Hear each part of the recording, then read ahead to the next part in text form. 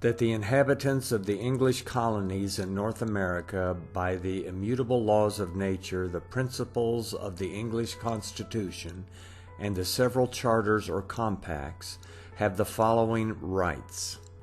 Resolved, nemine contradicente, 1. That they are entitled to life, liberty, and property, and they have never ceded to any sovereign power whatever a right to dispose of, either without their consent. Resolved, nemine contradicente, 2. That our ancestors who first settled these colonies were at the time of their emigration from the mother country entitled to all the rights, liberties, and immunities of free and natural-born subjects within the realm of England.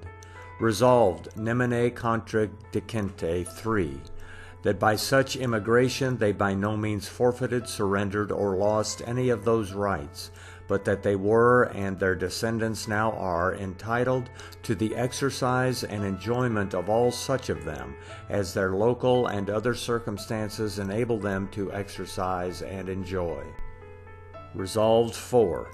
That the foundation of English liberty and of all free government is a right in the people to participate in their legislative council, and as the English colonists are not represented, and from their local and other circumstances cannot be properly represented in the British Parliament, they are entitled to a free and exclusive power of legislation in their several provincial legislatures, where their right of representation can alone be preserved, in all cases of taxation and internal polity, subject only to the negative of their sovereign, in such manner as has been heretofore used and accustomed.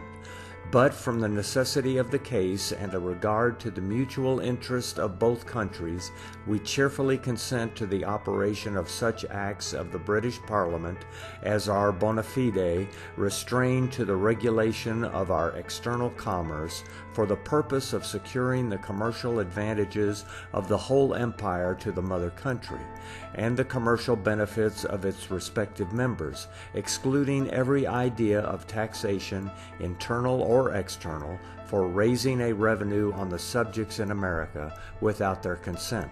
Resolved, nemine contradicente, 5. That the respective colonies are entitled to the common law of England, and more especially to the great and inestimable privilege of being tried by their peers of the vicinage according to the course of that law. Resolved, 6. That they are entitled to the benefit of such of the English statutes as existed at the time of their colonization, and which they have by experience respectively found to be applicable to their several local and other circumstances.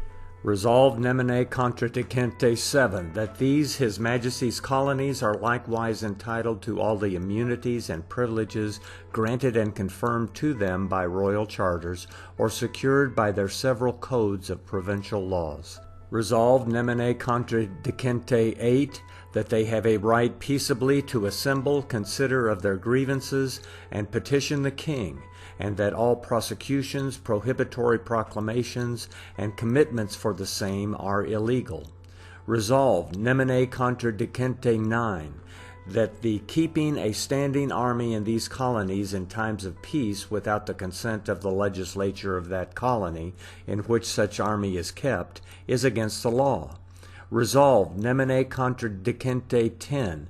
It is indispensably necessary to good government and rendered essential by the English Constitution that the constituent branches of the legislature be independent of each other, that therefore the exercise of the legislative power in several colonies by a council appointed during pleasure by the Crown is unconstitutional, dangerous, and destructive to the freedom of American legislation.